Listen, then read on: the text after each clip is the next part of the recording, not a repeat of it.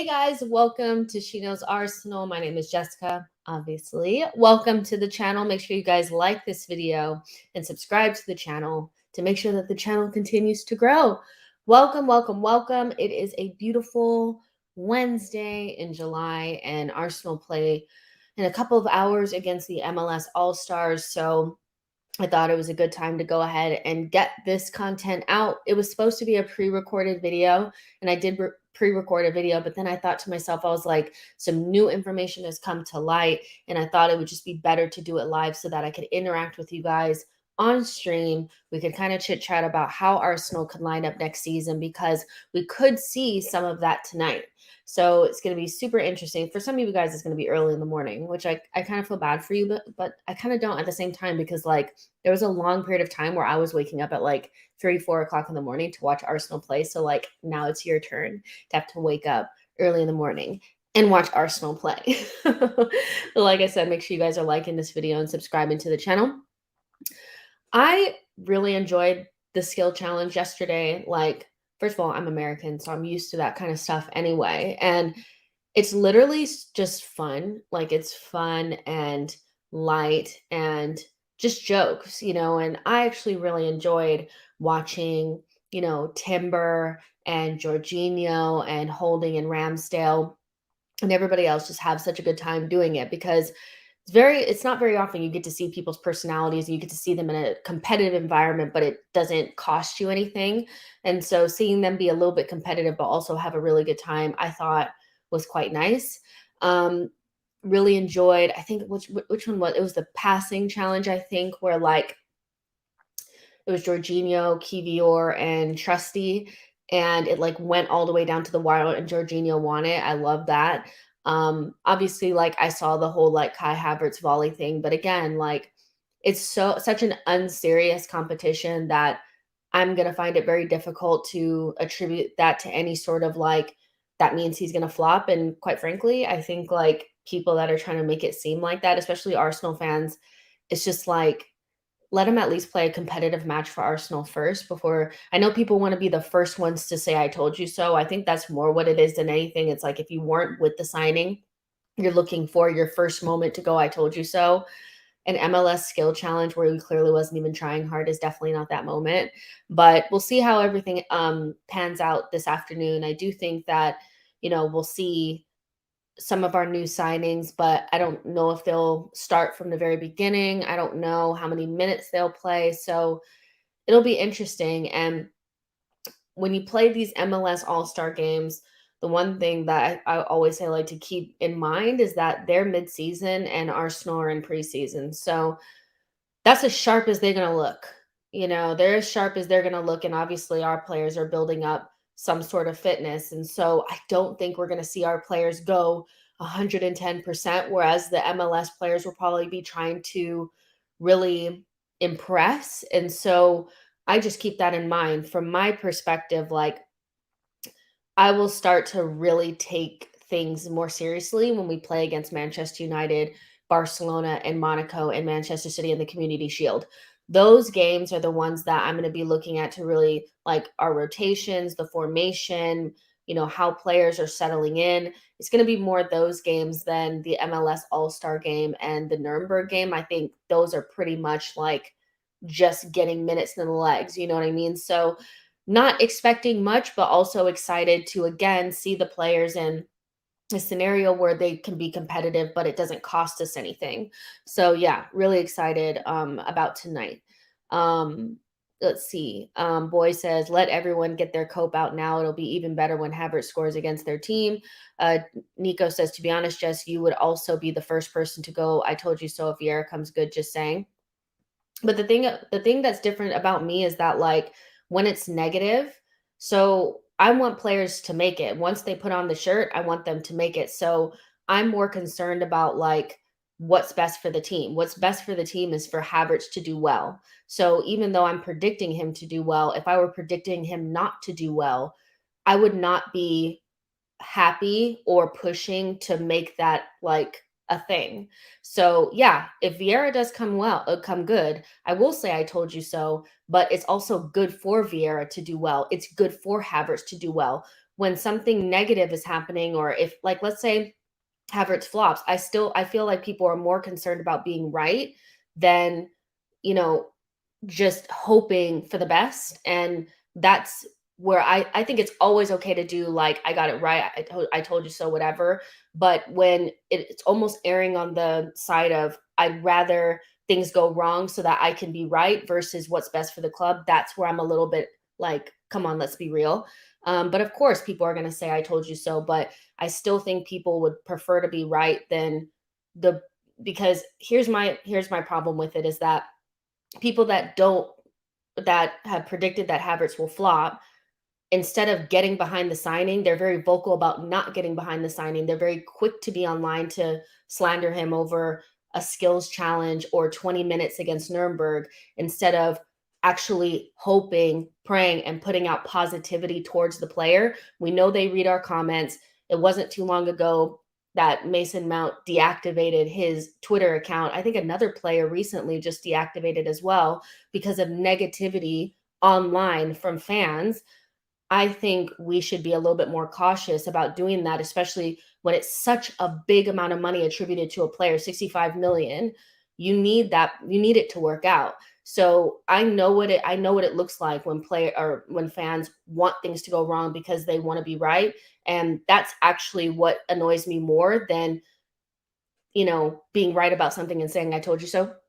If you said from the beginning that you don't think Havertz will work out, and it doesn't, and you say I told you so. If you hope for the best and you put out positivity and we're like, well, I don't think it'll work out, but I hope it does because I want Arsenal to do well. That's much different than, well, I'm not going to back the signing. He's crap. I'm actually going to go online and talk about him like a dog and make it even worse.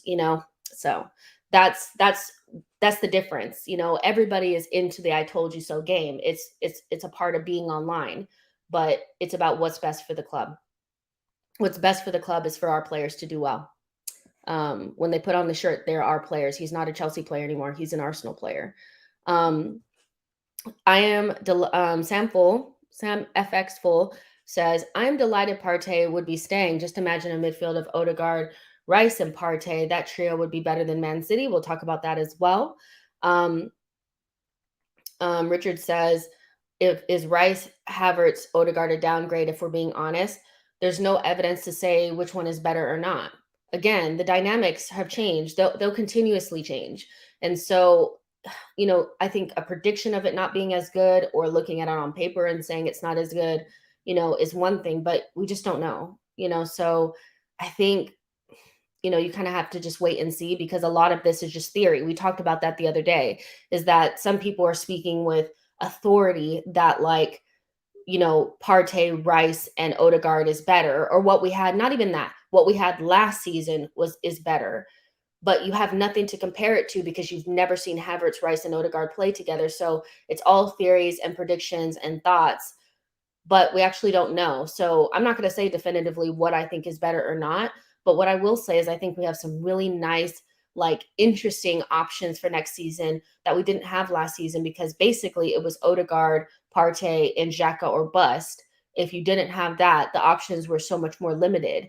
But with adding Havertz and Rice to the equation, having Jorginho as well, I think you have so much more variety and so many different options for different, like, horses for courses. So I'm actually more interested in the options and how we can do different things against different teams versus which one is better, because quite frankly, we don't actually have evidence to really have a conclusion on either one, to be fair.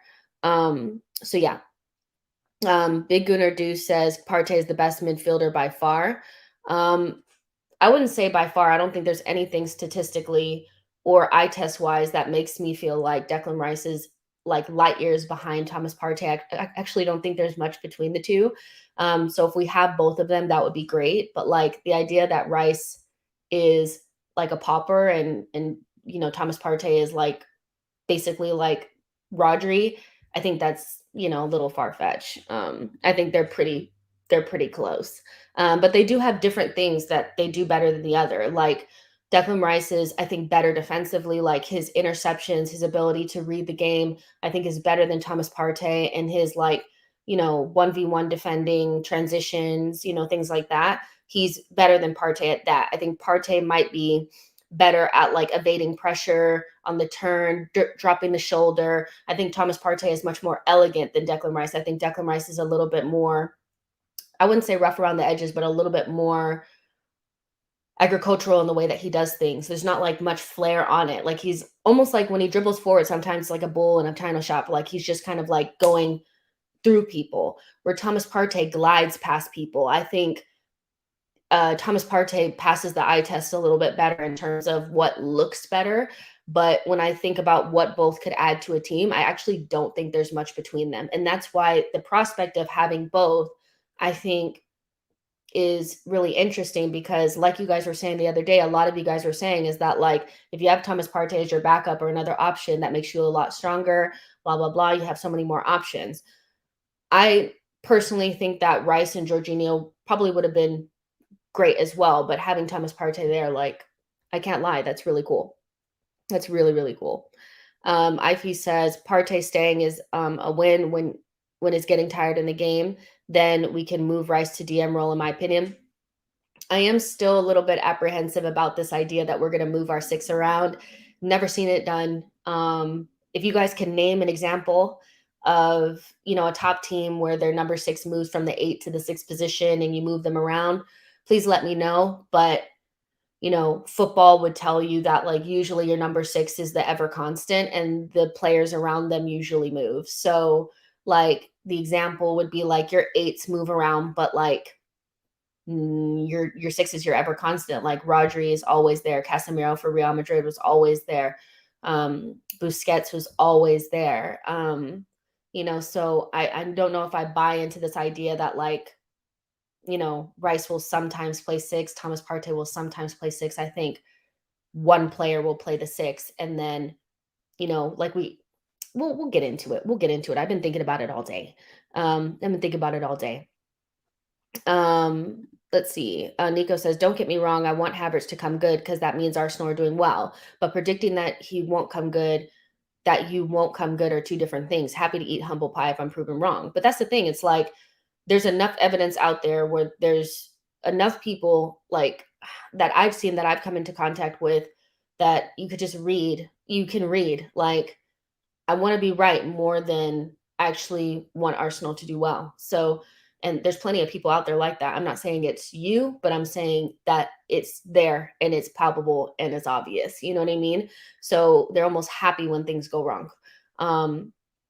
But yeah, like predicting that he's not going to do well for me is not an issue. Like I can completely understand. We've had these conversations multiple times where like I completely understand why people would be concerned about Thomas Partey leaving or Havertz replacing Granit Xhaka. My problem is that like I don't think there's enough open-mindedness to have a conversation, because people are so fearful of change that they don't even open up their mind to the change in dynamics. Do you know what I mean? And so, yeah, Thomas Partey going would mean that like Rice would have to really step up into that position and almost eliminate any sort of like fear that you have in your mind about losing Thomas Partey. But the idea that Jorginho and El Neni are on the same level for me was laughable, because we know it's not true. So it's difficult to have those conversations because people are so set in their ways. But I like seeing things from multiple angles and trying to get the entire scope. I always acknowledge the predictions and stuff that aren't necessarily what I believe, but it's just hard to have the conversation because sometimes people are just like, no, he's going to flop. And it's like, well, then why are we talking? If you think that he's going to flop, then there's like no conversation to be had. So boring. Those are my feelings. And like, I feel like you should always be open to having your mind change sometimes. So, like an example, I know this is like just random, but an example would be early last season when Ben White was started playing right back. There was a lot of people saying that he did not overlap properly, or it wasn't overlapping enough, and it was hurting Bukayo Saka. I didn't agree with that. I thought that that's what Arteta was asking him to do, was to stay stationary and not overlap. And had all these like conversations with people. I thought I was definitely like, I was right. Lo and behold, Ben White starts overlapping more, and Bukayo Saka's game goes to another level and we start playing better. I was wrong about that. But, I was a little bit more closed-minded because I was like, no, this is exactly the way it's supposed to be. I know what I'm talking about, right? And so I think if I'd been more open to the conversation in the beginning, then maybe I would have like seen that that was an obvious thing coming. And I think that's the thing. It's like you're setting your ways and the conversations become a little bit boring when nobody's willing to almost be open to having their mind changed, you know? But that's neither here nor there. Let's get into it though. So how could Arsenal line up next season? I think this is going to be the first season in a long time that we're going to have so many different options. Now, the Thomas Partey staying thing, he's in the US with everybody. Him and Emil Smith Rowe arrived either yesterday or this morning or something like that, to the US to join everybody for the tour. They won't play tonight, but they'll be available for the rest of the tour. So they'll be available for the Manchester United game in New York. They'll be available for the Barcelona game in California. And so that's a huge boost for us because I think those two players give us even more depth than, I'm looking at the team now and I'm like, wow, look at the depth that we have now. If you add those two in, like you're in an even better spot. And so, Thomas Partey potentially could stay. They're not really confirmed by anybody of any sort of like, I would say credibility. So like what I'm saying is like it's not confirmed by like Ornstein or Fabrizio, but to be fair, neither of them really confirmed that he was going. So, there's just some reports out there that Arsenal aren't as keen to sell Thomas Partey anymore because it would require a big fee and a suitable replacement. And it could be the case that, you know, Arsenal looked at their options and the clubs that were interested in Thomas Partey were like, we're only going to pay this amount. I remember the first fee that I saw was 30 million euros, and that was nowhere near enough to sell Thomas Partey. That's a joke, and then, the alternatives, because the alternatives, like, maybe they looked at a Chouameni and, he said, I'm not willing to leave at all. Maybe they looked at a Caicedo and Caicedo said, I just want to go to Chelsea at this point. So Arsenal may have just said like, okay, we'll keep him, and so I think they'll have to figure out something in terms of his contract because with 2 years left, like you either want to extend maybe a year or so to make sure that you get something so he doesn't just run his deal down. But, if Arsenal do decide to keep Thomas Partey, then that gives us an even more options for next season, and keeps this team really strong.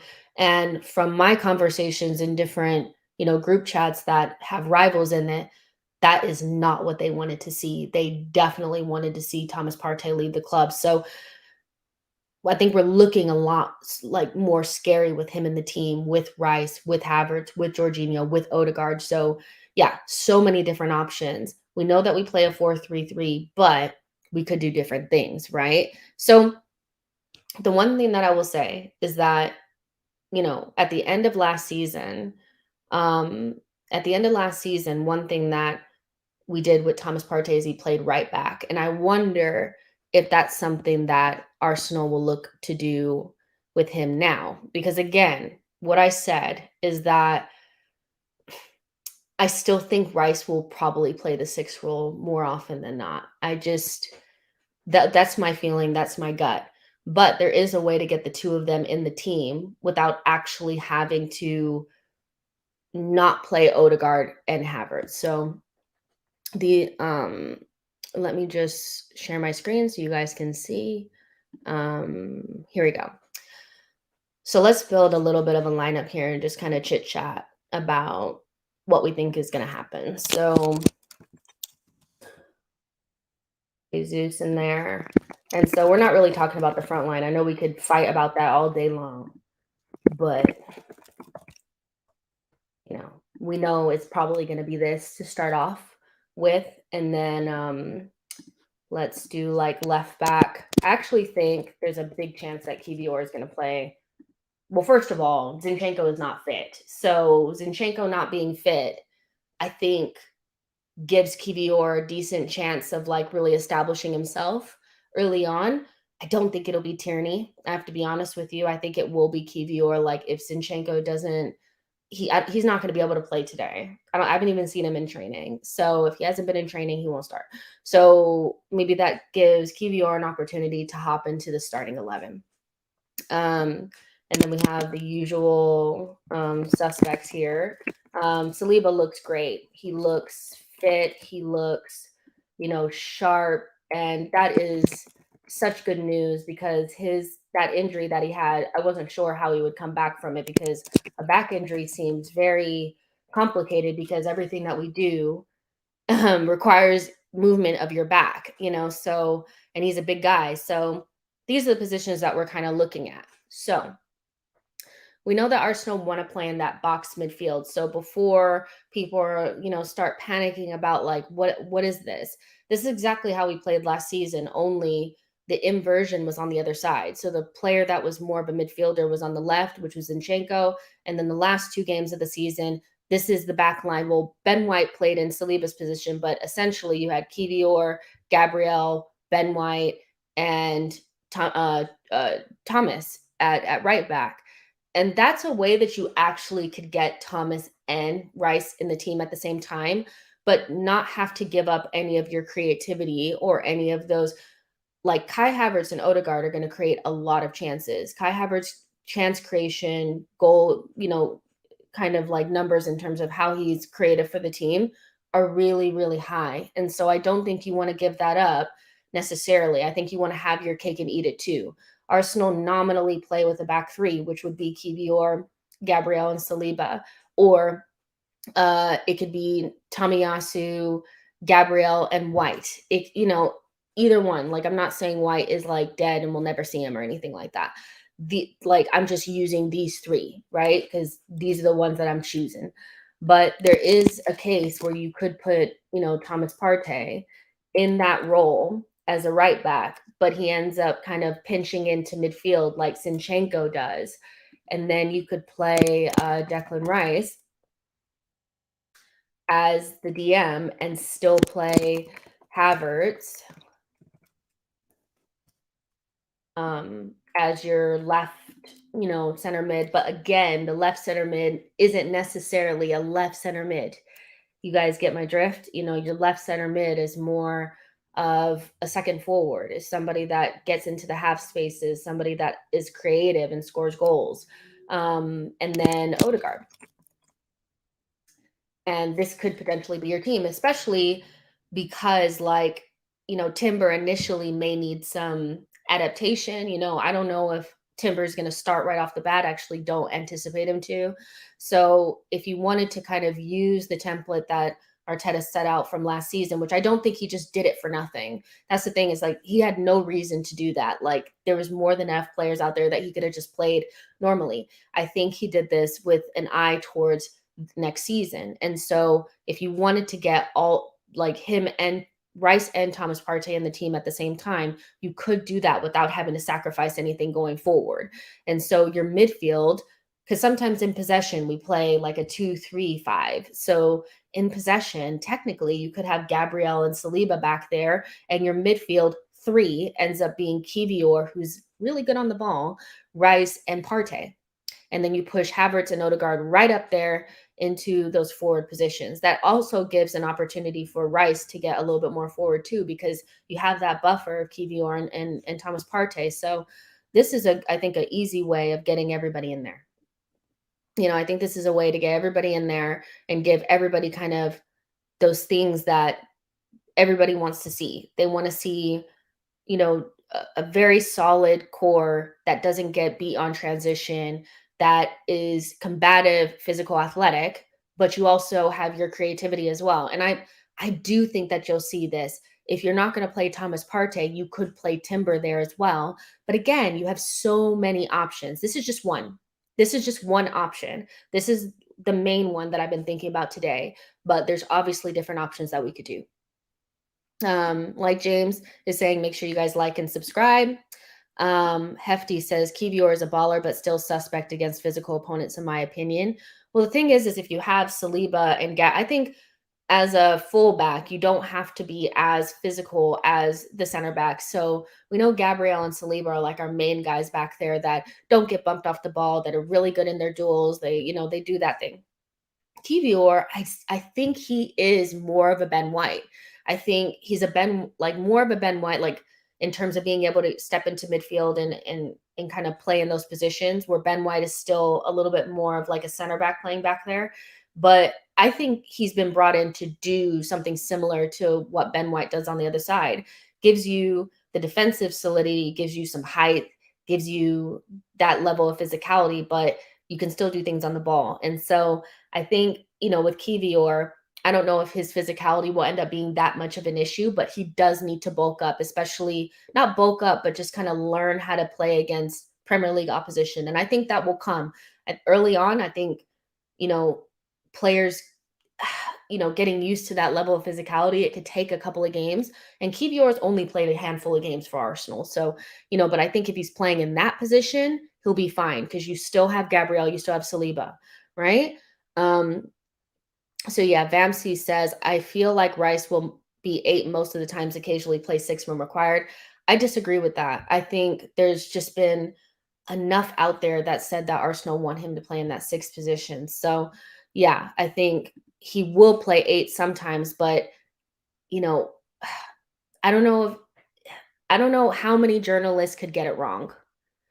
You see what I'm saying? Like, that would mean if Rice is going to play in the 8, basically that would mean that everybody got it wrong. Ornstein got it wrong. Fabrizio Romano got it wrong. Simon Collins got it wrong. Simon McBell got it wrong. Kaya got it wrong. What are the chances of every journalist getting it wrong? And he's going to play 8 instead of 6, like we've been told over and over again from very reliable sources. So again, I still feel like, especially because when Arteta kind of played around with the lineup, Thomas Partey went to right back and Jorginho played in that 6th role. I think there's a chance you could see something like this. Orpheus says, why aren't they pushing Partey out more then? Because you can't force somebody to go, and there's no reason for Arsenal to just let him go for 20 million to Saudi Arabia, because we don't have to. We're not pressured to sell. But if there's an opportunity if a Saudi club would come in with 40, 45 million for Thomas Partey, he'd be gone. I don't think Arsenal are desperate to keep him. First of all, if they were desperate to keep him, we wouldn't be talking about him going anyway. I think Arsenal sensed an opportunity to take advantage of the Saudi clubs coming in and raiding the Premier League. And if they could, with 2 years left on his deal, get all their money back for Thomas Partey and take away those 250,000 pounds of wages per week, that's an opportunity that you have to look at. But I don't think they're pushing or desperate to keep him. I think it's just a matter of there was an opportunity and they could possibly take advantage of it. Oh, and by the way, they've already brought in somebody that can play in his position. So that makes it even easier to take advantage of that opportunity. But if the Saudi clubs don't want to give us 40, 45 million for him, you can't sell him for that price. It's not worth it, because what you're going to have to bring in order to replace him is going to cost way more than like 20 million. So I think that's why they're not kicking him to the curb 100%. I genuinely think that it was an opportunity, and it would only have made sense at a certain fee. They're kicking Cedric and them out, but you don't kick Thomas Partey out for 20 million pounds. And I've said that from the beginning. It would need to be 40, 45 million, a bigger fee. And it's strange that it's not that strange, but I'm surprised nobody bit. I'm surprised nobody bit. Let's see. Let's see what you guys are saying. Amira says, in my opinion, fans who want to see Rice at the 8 just want him to play further forward compared to what he was playing at West Ham. But our style of play, possession, he could play at CB and still be further up than before. I love that you said that, because it's true. Like, playing in a possession-based side, like, is going to be such a different thing, I think, for Declan Rice, just because, yeah, like, even if he did play in Saliba's position, like, he would be more advanced probably than he was for West Ham. But, Declan Rice in the 8 position also is a good option. Like, it is a good option, and we'll look at it too, because, like, again, I think people are getting way too bogged down in who's going to play. There's going to be so many options and so many different ways that we can shape the midfield that I think we're going to be happy, about this rather than like stressing out. I don't really understand the stress, to be honest. I think this is fun. This is maybe not your favorite type of lineup, but there's other things that we can do. And for people that were worried about Jorginho being the next man up if something were to happen to Declan Rice, if Thomas Partey stays, then you get what you want and you have Thomas Partey there, so there you go. Iman says, I disagree. They will be games when Rice plays at the 8. We aren't just going to play one way. Some games he will play the 6 and some games he'll play the 8, depend on different opponents. People keep saying that, but I still feel like even with the most fluid teams that we've ever seen, the 6 doesn't move, so I would have to see it in play to actually believe it. I understand why people think that, because they feel like we'll just move the 6 around and it'll be fine. But there's some positions that just kind of don't change, and the 6th position has historically always been it. So Arteta would probably be one of the first managers to say, you know what, I have a number 6, but I'll play different number 6s based on the game. You usually have one that suits everything, and that's why you spend the most on them. That's why they play every minute of every game. That's why they play in every competition, because they're your ever constant. I think even in the most fluid, versatile squads, there's always ever constants. And I think the 6 is it. But we will see what happens. Let's see. But again, people that are saying that this is a weak lineup, if you want Thomas Partey and Declan Rice in your midfield, then you have Declan Rice and Thomas Partey in your midfield with this lineup. Because again, one of our fullbacks is most likely always going to invert. This is exactly how we played at the end of the season against Wolves and against Nottingham Forest, where Thomas Partey was nominally a right back, but for the most part, like, he was pinched into midfield. So your box is actually Partey, Rice, Havertz, and Odegaard. That is not a weak midfield by anybody's standards. Like, let's be serious. Iman says that's a good lineup. Nelson says, this is the most ridiculous formation I've seen in my life. Well, it's the formation that you've been watching. If you're an Arsenal fan, you've watched this same formation for the last 12 months. So there you go. Hakum says having Partey and Rice is actually massive. Orpheus Jones says it depends on what Havertz does. If he takes to the role, Rice will be the 6. If he's struggling, chances are Rice will play the 8, unless we get another. That's a good point. If Havertz struggles in the 8, then you have the option to push Rice, in that position, and put Thomas Partey in the 6 because you have those options. So yeah. Johnny D says Kivior and Partey will never play there. Those 2 positions are fail-safe positions, just in worst-case scenarios. I don't know. Again, Arteta he didn't have to do that at the end of the season, did he? If you guys are saying that these are if you're saying that this is a fail-safe and it would never happen, then why did Arteta try it at the end of last season? Why? He didn't have to at all. He could have played exactly what we were doing. He could have played Gabriel and Kivior as our center backs, because that's what we had been doing. And he could have played Ben White at right back, and he could have played Tierney at left back. What stopped him from doing that if these are just fail-safes? If this is just in case of an emergency, why did he do this when it wasn't an emergency? We had already lost the title, so there was no reason to do anything because it wasn't an emergency. It doesn't make sense. This isn't a crazy formation. This is how we play all the time. Actually, to make this even easier, just so, yeah, let's do it this way. Let's do it this way, because I feel like looking at it that way is making people confused about what they're seeing. Well, that's what I'm assuming, but I think some people are acting like, obviously obtuse just to be negative about stuff. But let's take this out. Let's do Ramsdale. Let's put Partey here, because that's where he played at the end of the season, and he didn't have to do it. Let's put Saliba in there, because we know it's going to probably be these 2. Let's keep Kivior in here. And Rice, Odegaard, right?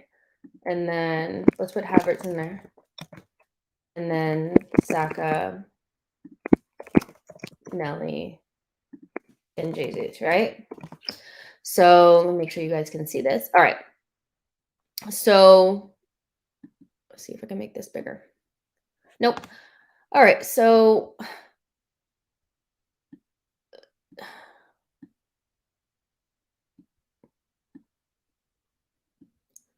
we're going to move these around. So I think it's easier to see. And so there's no real confusion anymore about what we're looking at here. Actually, it could end up being like that.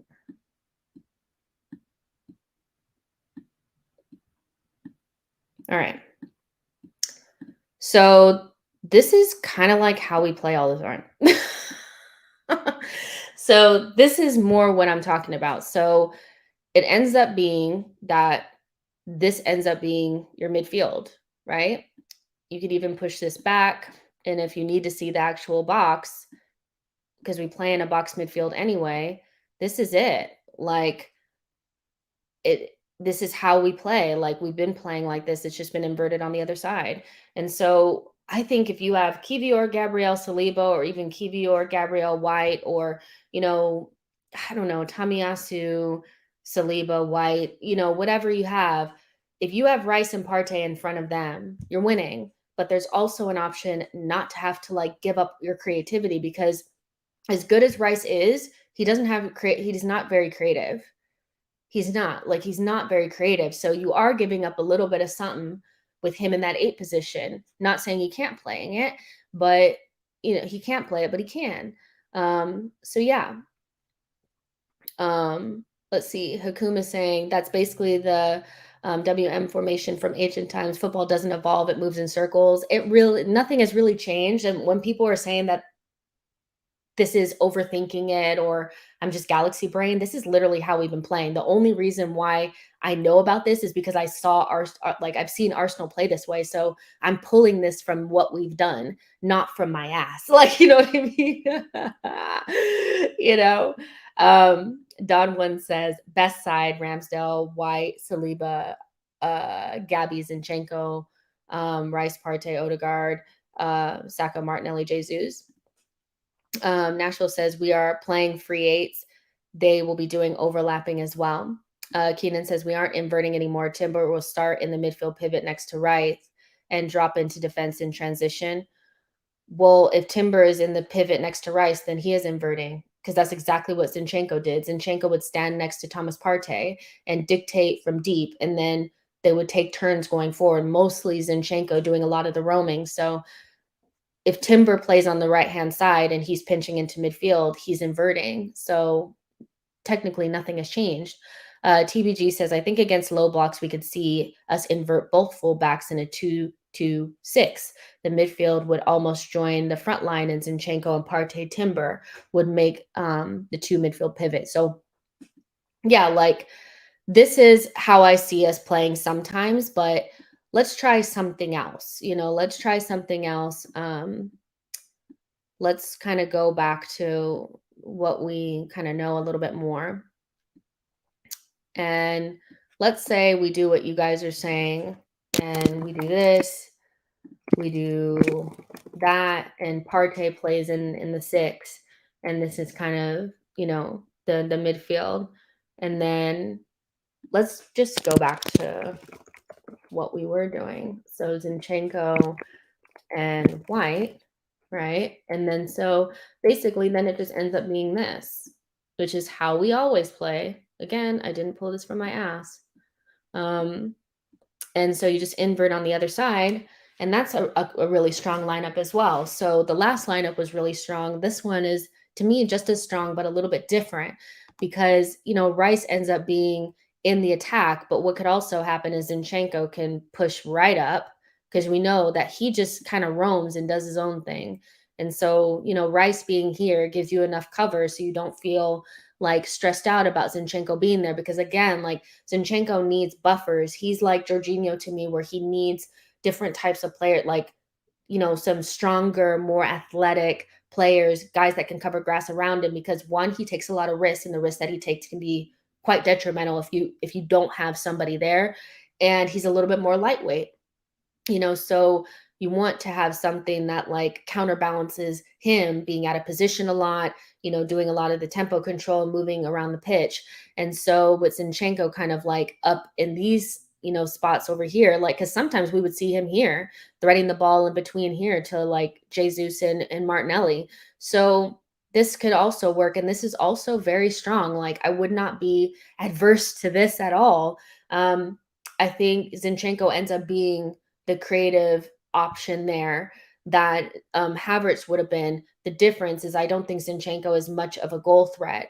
But in some, positions, maybe Rice gets up here, and, Rice is somebody that I think could, turn into a really good box to box midfielder as well. So yeah, this is, I think a good option as well. Yeah. Ivy says, I prefer this lineup more, which I think a lot of people do because they don't want to see Havertz in the lineup. I get that, but you will see Havertz in the team. So I think it's only right to start to almost like get yourself ready for it, is you're going to see him in the team at some point. So it's like, you know, let's see. Nashville says Havertz gives you much more than Zinni in that position. Zinchenko doesn't score goals. Like, I don't think he has a goal threat. I think he's a pass before the pass. He's more of a build-up guy than anything. And Havertz is more of a final third guy. So yeah, I do think that Zinchenko gives you less, but you can play this lineup and still be quite strong, so I'm excited. I'm excited about both. Johnny says Zinchenko needs to not be nutmegged in quintessential matches and he'll do great.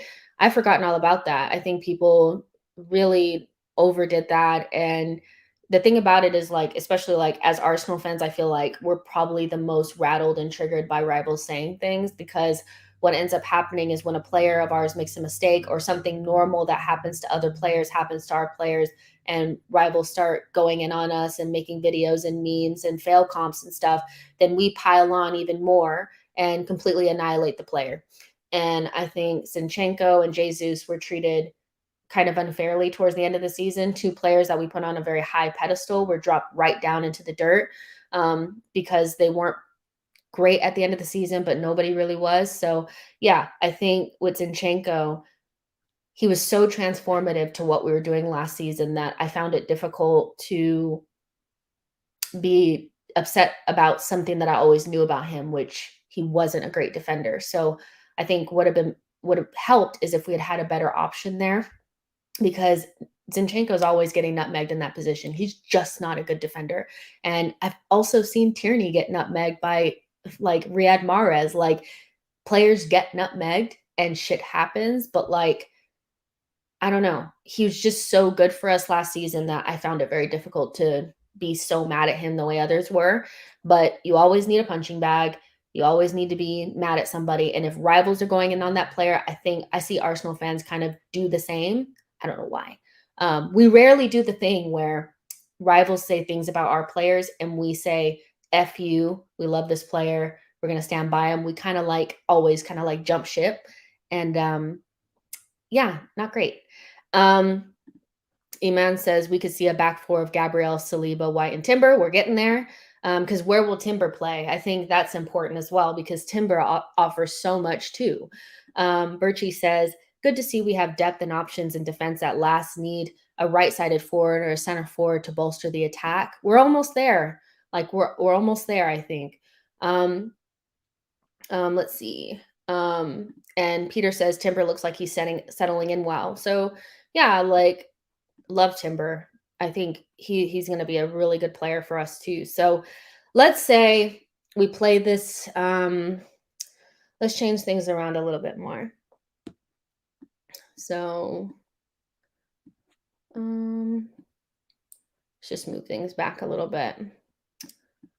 Nice. Odegaard.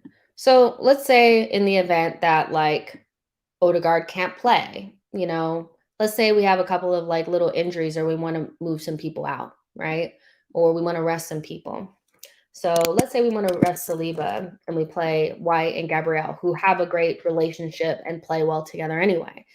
And the person that comes in and, plays instead of White on that side ends up being Timber. Now, I think I would be a little bit worried to have Timber and Zinchenko because that really, like, our defense becomes, I think, a lot more on the ball than off the ball. With Saliba, he's such an all-arounder. That's why he's so good. Is he's good out of possession and in possession. He wins his duels, but he's also good, with the ball at his feet. I think Gabrielle is kind of the same way. When you have Zinchenko and Timber, I think your game becomes very on the ball forward and not as much of out of possession. And so I would think if you play Timber, you wouldn't play Zinchenko. So I'm going to put Kivior in there, right? And so, I mean, that's not bad either. If we're talking about if you have to rotate. And let's say Odegaard can't play, you could play Vieira. And again, Vieira is somebody for me that really needs a foundation behind him. He cannot play with Jorginho. Like he just can't. Like he needs players that are going to dominate the area so that he can dominate the ball. If he's tasked with too much of the defensive part of the game, I think he suffers. I think that's why he's better on the right, because up until this point, our left-hand side has been a little bit more of the up and back than on the right side. So you could play Vieira there. You could also play Havertz there too. So again, if Odegaard can't play, you can still have a really strong midfield of Partey, Rice, and Havertz, which I know people are like, I don't want to see Havertz in the team. He's going to play.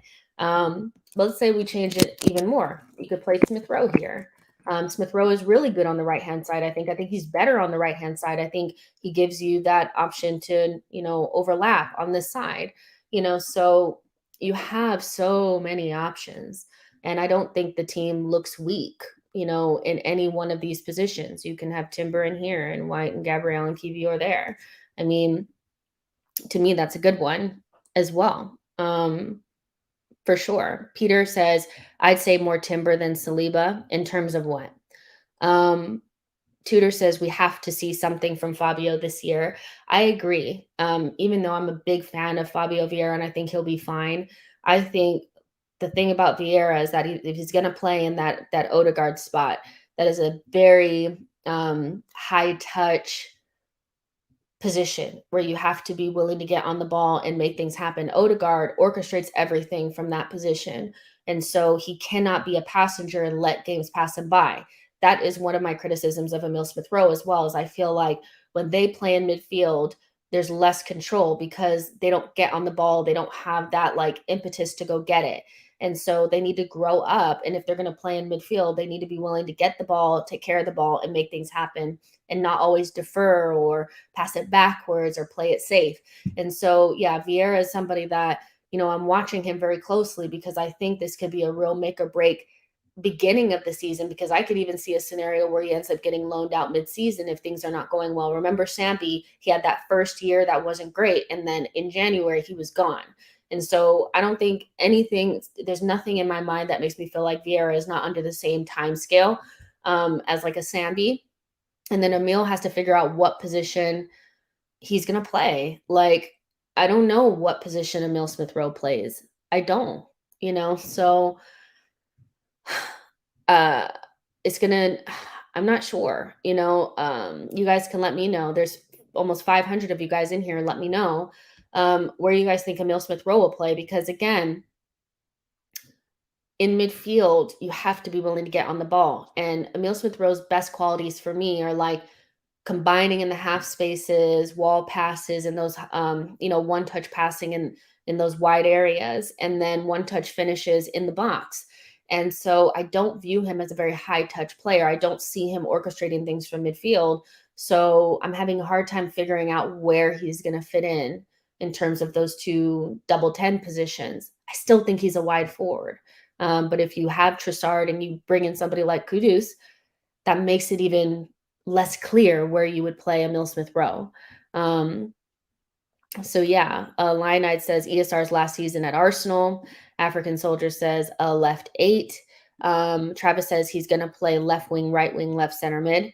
Um, um, let's see.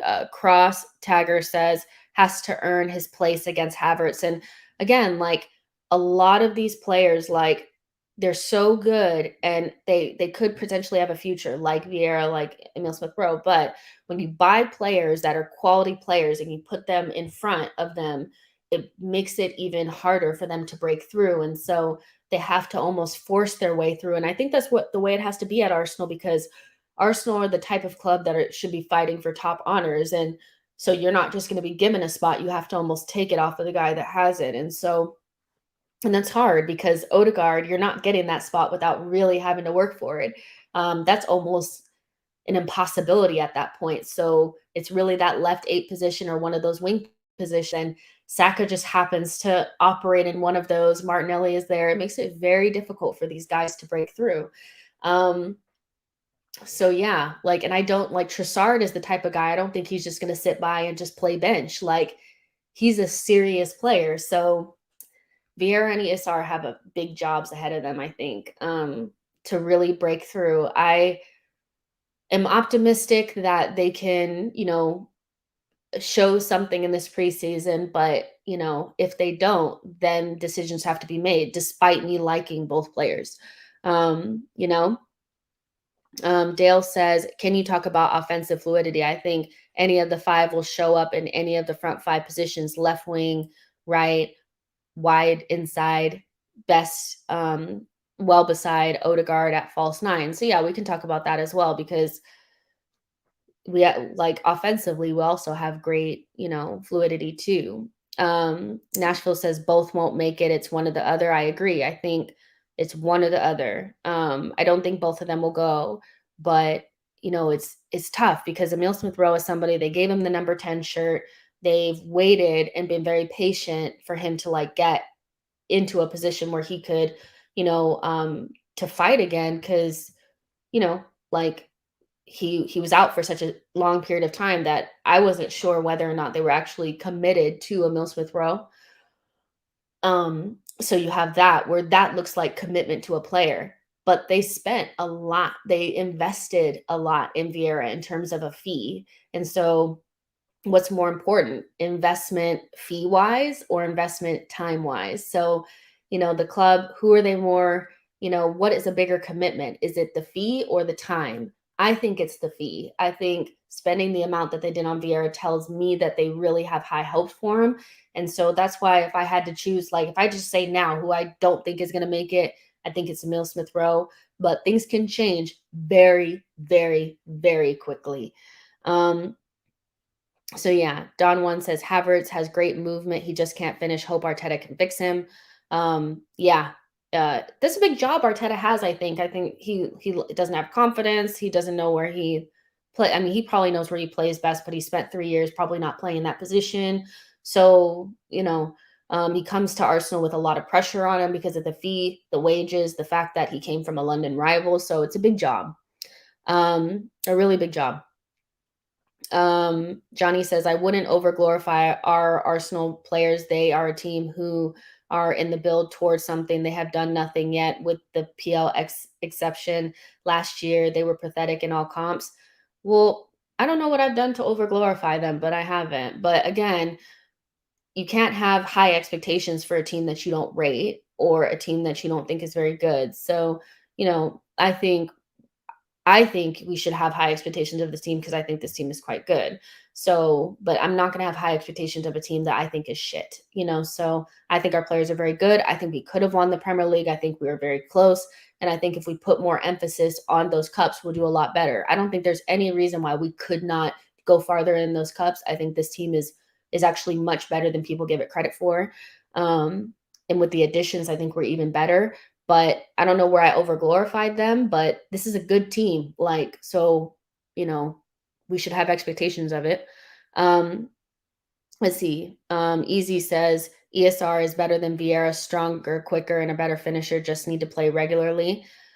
I mean, we'll see. We'll see. I guess my question to you would be easy is, if Emil Smith Rowe is so much better than Vieira, then why did they buy him? Because Vieira plays in all the same positions that ESR plays in, and ESR had just come off of a really good season. So if it's true that ESR is so much better than Vieira, then why did they buy Vieira in the first place? I think when you buy players and put them in positions, then there's question marks about the guys that are already there. I think Arteta and the club have question marks around Emil Smith Rowe, because there'd be no reason. There'd be no reason to buy Vieira if Emil Smith Rowe was all that, you know?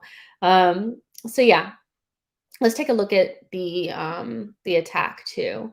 So let's say we're playing like this, and this is a really good team, by the way. Like, I'm very like gassed about all of this, as you guys can see.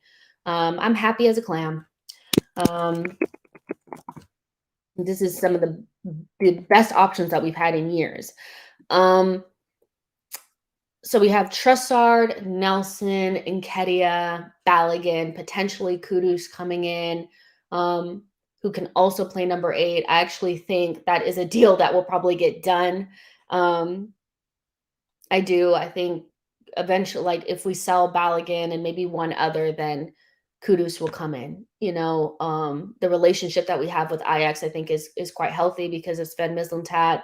And I will have bet that they spoke about Kudus when talking about Timber. So, that would actually really top off the window 10 out of 10 for me if we could get some more sales in. If you brought in Kudus on top of what everything that we've done, I think you had a 10 out of 10 window. I don't think it could have went much better. But you have a couple of different players there that can play in those positions. I think Trossard is being very underrated at this point. I think we have shiny toy syndrome. I think everything new becomes better. I feel the same. I do that sometimes where I just want to see the new players. I want to buy more. But we have players that we bought that are good, and Trossard is one of those. And so I think I think what we found out about Trossard as well is that he's probably better, centrally. And so that doesn't necessarily mean he can't play on the left wing. That means that the left wing has to be a little bit different. So for Trossard to thrive, I don't think he can be on the touch line like Martinelli. I think he has to be more central, and maybe the left 8 has to be able to go wide, to drift in those wide areas. And I think that's where maybe Havertz stands out a little bit, is because he can play a little bit more wide and float into those wide areas. That's not something that Xhaka could ever do, but it's something that Havertz can do. But we could put Trossard out here. It's really a shame that Nelson got injured. I think that's another big reason why another attacker has to come in, because, like, let's keep it real. Like, you can't rely upon Nelson. And even at his best, I think there's still questions around whether or not he's somebody that you can truly rely upon. I think he's a really good option to have in the squad, but not necessarily the next man up. That might be harsh on him. Maybe it's more of like the recency around this new injury, but that's kind of like my feeling on him. So, you have Trossard there. You could also, play Havertz in the false 9. And, the thing about having Havertz in the false 9 is that playing, false 9 for Arsenal is not like playing striker for Chelsea. Chelsea were playing very much in a system where, like, they needed a true number 9 in that position. Where with Arsenal, if you look at the way Jesus plays, he doesn't play anything like a regular 9. He's basically like a number 10, creative forward.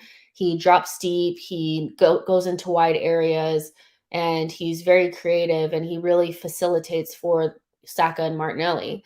And so I could see a scenario where Havertz plays in that false 9 and, plays more like a number 10. And you have somebody off on this side kind of, going into the channels around him. Odegaard is really good off of that. I think when Odegaard played with Isak, you saw a lot of the best of Odegaard because he does play well off of somebody centrally. So yeah, I think Havertz could play in that position. I mean, this could be Nelson if he would ever be like fit enough to play. But yeah, this is like, if things were to fall apart, like these would be your options up top. And I think that's good. I'm not keen on Eddie. I think Eddie is a decent player, but like if we sold him this summer, I wouldn't be devastated by it. I think He's okay, but coming off of the bench, I think he needs like a big run of games. He's just not an impact forward. Like he's not going to come off the bench and make something happen. So technically that could be him centrally, but it could be Havertz as well. So let's see what you guys are saying about that. Um, let's see what you guys are saying. Keenan says we need to sell Eddie. I think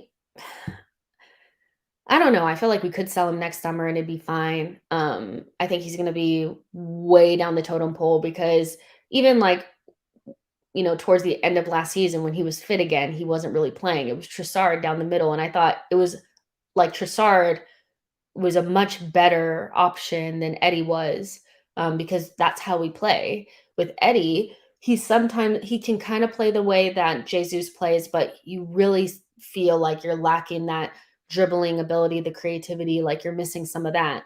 So Eddie, for me, drops right down the pecking order, right down. There's Jesus, there's Havertz, and there's Trossard that can all play central. If you get Kudus as well, he can play central. So it wouldn't be a bad idea to maybe sell Eddie, but I don't know what his suitors look like. I don't know if people are really looking at him like that. Michael says, I think we can get more money for Balogun. Plus, get the feeling that Eddie will be more okay with being third choice center forward. Fair enough. Mark says, do we think Partey wants to leave or he's just dipping his toes in the market to gain leverage for an improved salary? I want Partey to stay, but only if he wants to. I don't think Partey wants to leave at all. I think it was more Arsenal being open to an opportunity. I would imagine that Thomas Partey wants to stay in London. He's finally get to play Champions League with Arsenal. I don't think he has any reason to want to leave. I think it was more Arsenal were looking at an option. Ben says Eddie was kind of linked to West Ham, but nothing is going to happen. West Ham, I think, are in like advanced talks to like sign Armando Broja. So actually, I mean, if they lose Skamaka and they lose Antonio, then they might lose Ings as well. Who knows? So they might be open to bringing in two forwards or two strikers. If they were interested in Balogun, they might be interested in Eddie, but we have to see. I wouldn't be upset if he went, but um, I don't dislike Eddie or think he's crap. I just have this feeling of like I just keep closing my eyes and saying, "Can I see us turning up to the Bernabeu with Eddie starting?" And not only do I not want to see it, in my mind when I do see it, I feel like I want to cry. And that might sound horrible, but yeah, like it's just a no for me. um so yeah. Nashville says we just paid 100 million for a 6. We're not buying another one. I don't know if you guys are talking about something different. Top says Eddie isn't crap, he's just not Arsenal quality. I think that's the best way to put it, is that when you say that maybe you don't rate a player that much, people think you're saying that he's crap. I don't. I think he'd do really well somewhere else. Arsenal is just a completely different level now. And, you know, he does okay sometimes. I think where he really lets us down is coming off of the bench, because sometimes you just need like an injection of something. You need something a little bit different. I think he really needs a run of games. And it's just, I don't know. I just don't think he's going to do it for us this season. I don't know about Botello, you guys. I haven't seen anything new about that. That was like over a week ago. Let's see. Here's something. Edu Gaspar is in touch with Gremio and want to strike a deal for Botello. That's kind of been like the vibe for a couple of, like a week or so now. So let me try to translate this really quick. This morning, I received a message from a journalist from London who doesn't write about football, asking me about blah, blah, blah, blah, blah. Botello is a great player. I don't know. This Endrick, but I regret that more and more Brazilian fans are running out of idols in the country. Um, um, if this negotiation is concluded, it will be great for everybody because a large amount of money will come to the club. So yeah, this what I'm reading here doesn't feel like any information per se. It just feels like somebody talking about what Botello is, like who Botello is. and all that kind of stuff, what kind of player he is. So it would probably be beneficial to read that if you want to see what kind of player he is. But I haven't seen anything else about it. So we'll have to see if anything comes to fruition on that. The one thing I will say about Botello is even though I don't know much about him, he seems like another little like attacking midfielder, and to bring him in on top of Havertz and you already have Emile Smith Rowe and Vieira, it seems a little overkill. We have lots of midfielders. So unless he offers something different, I'm not sure that this is the type of player that we need to be looking at, but we'll see. Question, do you think Vieira should go out on a season's loan to get more games and develop faster? Potentially. I mean, I don't think he will go out on loan. And I think that he will get another opportunity. Arteta said that he didn't think he got the best out of certain players, Vieira being one of them, because he didn't get enough playing time. And I think with the investment that's gone in for Vieira, which wasn't small, it was like 30 something million for him, that he'll get another opportunity in the first team to develop there. So it could be beneficial to him, but I also feel like just giving him more minutes in the Arsenal team will benefit him as well. A lot of players could benefit from that. I think the rotation, squad rotation, hasn't been good enough from Arteta. And so if he could give players like Vieira and maybe Emile Smith Rowe some more minutes on the bounce, like multiple games, they would grow a lot faster. But when you get 45 minutes here, 20 minutes there, a start here and there with the team that plays in the Premier League, you're not going to develop quickly that way. You're just not. You need 3 or 4 games on the bounce with the best team so that you can, do your thing. So yeah, that's what I think. But if he does go on a loan, then fair enough. What can you do? So yeah, let's look at this again. So if this was like if all else fails, starting 3, I still think that that's an upgrade on what we had last season, especially if like, let's say it's not Nelson, it's Kudus. Like, I mean, I know people will still like whine about it, but like we have to be honest, we have upgraded quite a bit. Like this is much better than what we have been seeing. Like we were starting in the Europa League with Marquinhos on the right, so we are getting better. But yeah, I mean, even Jesus can play out on the right, Jesus can play out on the right. Like there's so many different things that we could do up front as well, even though I suspect it'll mostly be the same 3. There's still options, and we'll have so many competitions to play in that everybody will get minutes, hopefully. But yeah, there's different ways that we could play. We're also forgetting like Jorginho as well. Like he's going to be in the team, and I think he'll play. Like I do think he'll play. I think Arteta really rates him. Whether we rate him or not, Arteta really rates him. And so I think he's also a really good option because like, oh, my light went out. I think it just, yeah, my light went out because it lost charge. Here, let me brighten this up a little bit. Can you guys see me? Sorry guys, it went out. But Jorginho, like he's, somebody that replacing El Neni with Jorginho is like perfect, because you get that experience and that guy that's kind of okay to be a backup, but he's much better than El Neni. So there's so many different things that you can do. I think we could line up like this. Like I said, like you could have Havertz in there and Rice behind. You can put Partey on the right, at right back and pull him in as like an inverted full back as well. You have, Kivior and White. So like we could even do like a backup, lineup thing. Because I know people like to look at stuff like that too. And let's say it's Kamiyasu on the left, you have Kivior. That ends up being your back line. If you play, Jorginho, you probably would never play this lineup, but like you could Smith Rowe, Vieira, Nelson. Let's just put Nketiah in there just because we have to. So that ends up being kind of like your backup lineup.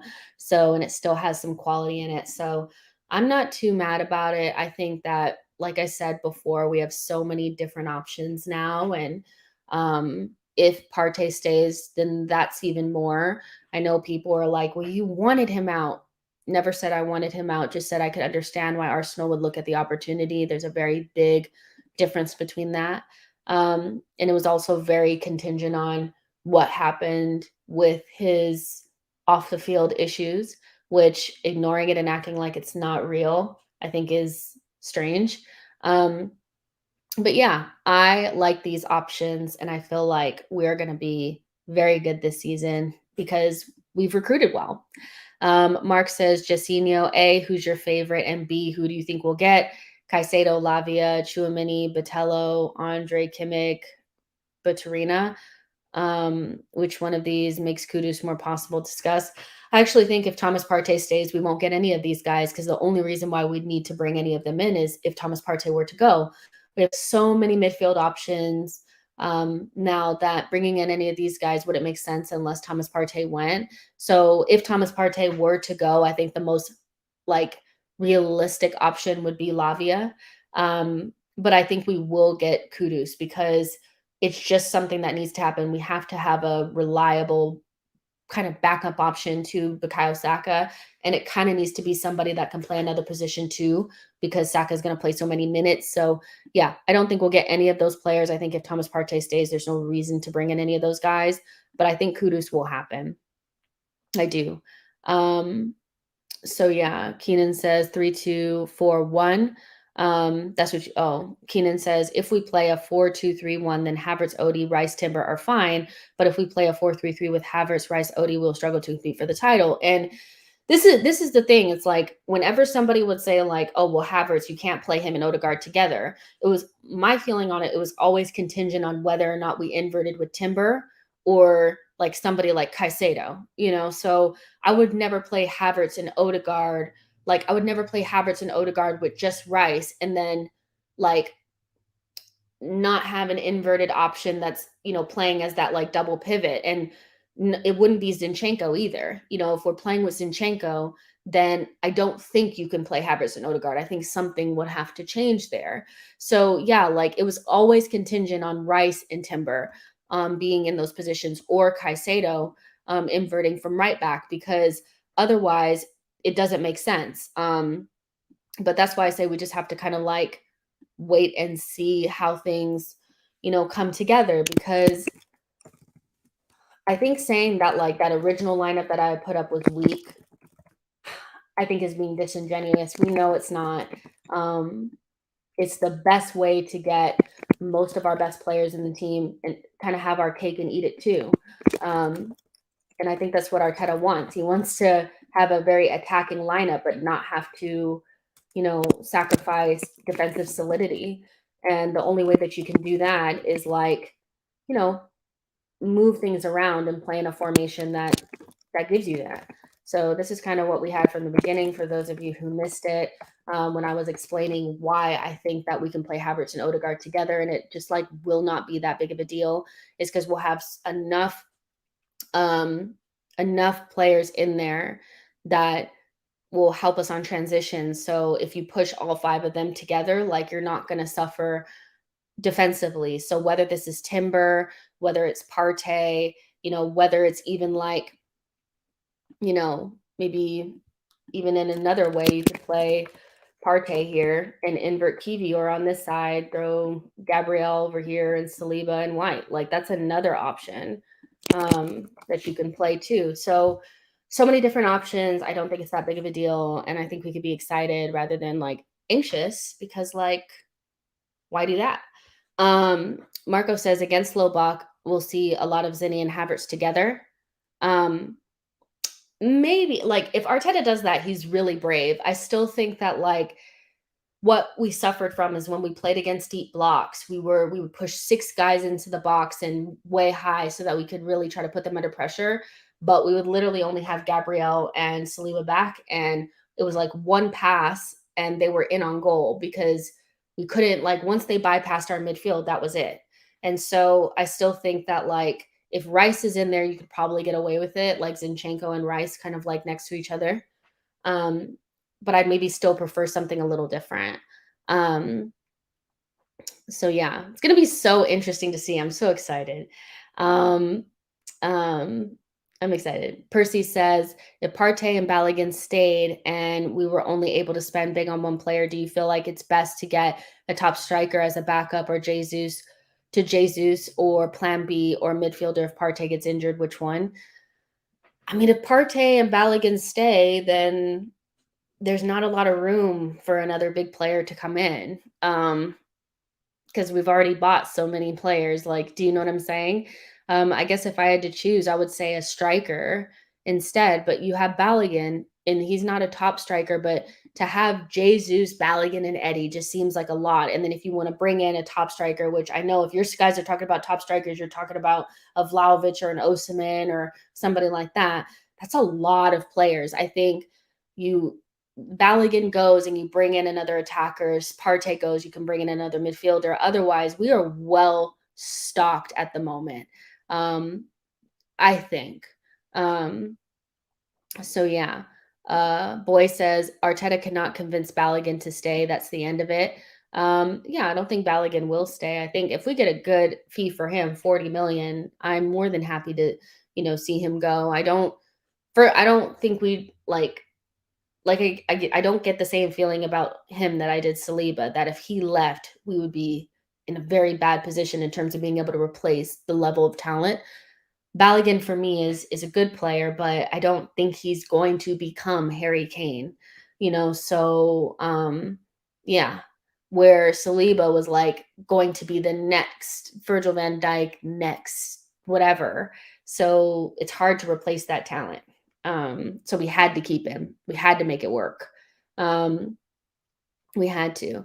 So yeah, I'm excited. We've been going for like an hour and a half. So I'm gonna go ahead and go because I'm gonna do a stream with Brandon in a second. I'm trying to look at the time. Yeah, it's almost 2 o'clock here. So yeah, I'm actually gonna go onto Brandon's channel now, and we're gonna actually do like a full preview for today's game. So if you guys want to hop over there now, it's been about 10 minutes.